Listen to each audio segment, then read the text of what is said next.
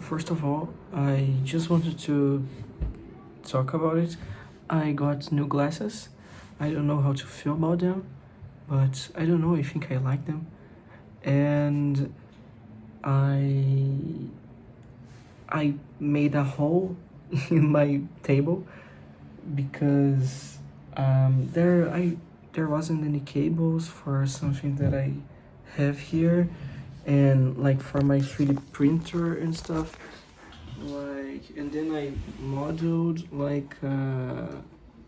a thingy here for the cables to pass, and then I'm printing it, but I had to pause it because I wanted to record the video first, and it's a little loud, so yeah, leave it after. It's like an 8 minute print, it's not that long, but okay.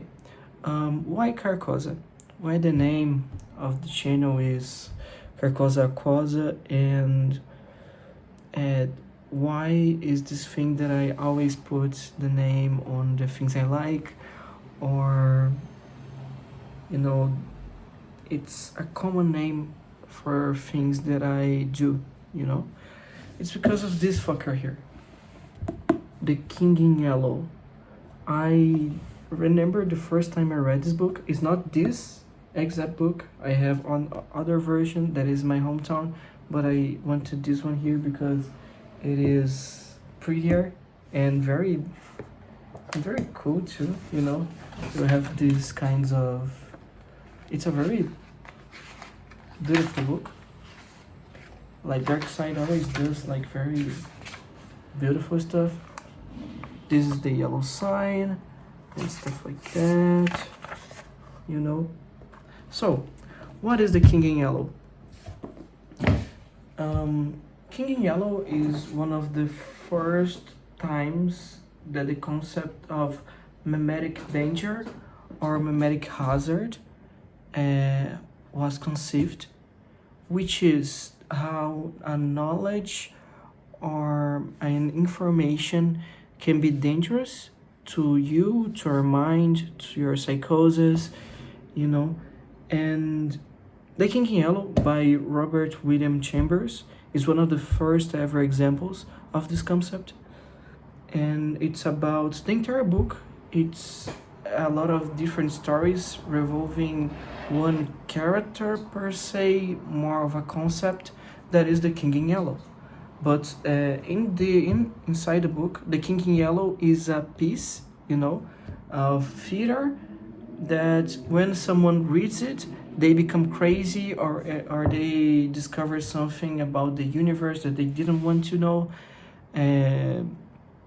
or the piece that is a little. It's for example, in the first story, there is a man that suffered an accident in a horse, and the horse kicked him in the head, and then he became a little crazy after that. And then he read The King in Yellow.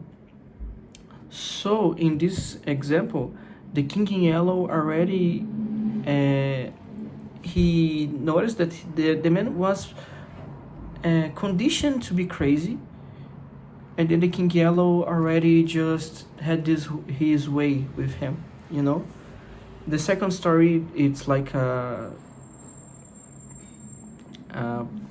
triangle lover, two men wanted one woman, one woman wanted one man, and the other one just remained friends with both of them. But then the both of them read the book that is The King in Yellow, and she just went crazy and delved in a bathtub full of a solution that maybe made people turn into stone, and then she died, and the other one just couldn't accept this and killed himself, and then later she comes back to life and ends up with this guy here, so sorry, cuck. And the other story is about a guy that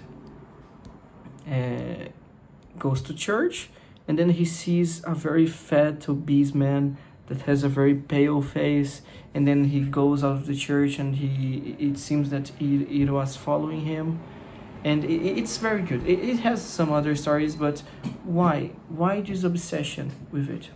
So since I was very little, I always liked the obscure, the horror aspect of things, and then after the puta, sorry, and then, oh, okay, I always like this sort of stuff, and I don't know, it seems so different from other things. The King in Yellow, it hits a sweet spot in my mind that I always liked it. It's a little strange to say, but I feel close to the book, not the character of the King in Yellow. If it really existed, it would kill all of us. But the concept of the book in itself, I feel very close to it, like if it was a person, I know this book, all of it. I know every fucking piece of it. I've read it several times in this book or the other one that I have. I read it a lot and I fucking love it. I love it a lot. So, why Carcosa? Carcosa is the reign of the King in Yellow, and there are a lot of concepts or meanings behind Carcosa. But the way that I always put it in my mind, at least I don't know that it's a little corny to say, but the way I always imagine it in my mind, it was always like a very, first of all, the landscape was always yellow, and it is mentioned that the rivers of Carcosa are black. So I imagine that both the sky and like the bodies of water in Carcosa are always black, and they always reflect the stars.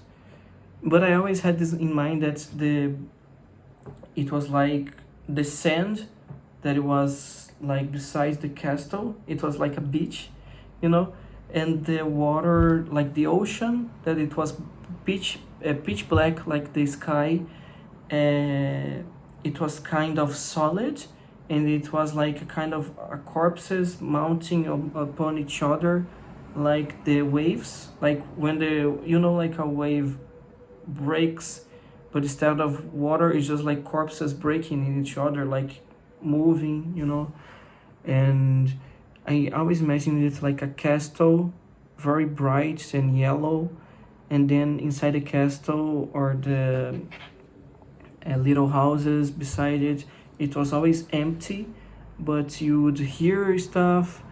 I don't know. I have this sort of image of Carcosa in my mind. It's a very beautiful thing. I love it a lot, and it is one of the things that made me want to write. It was this book. I love it. I love it a lot, and you should have a read to it. I think it would be very cool if you read it.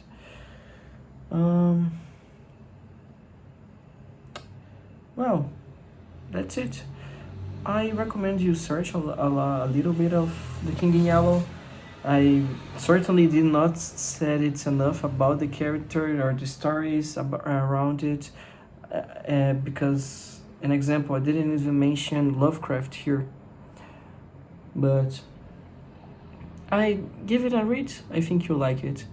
And that's it. I have to put the print here back because I need to sleep early. Okay? Bye bye. Fuck you.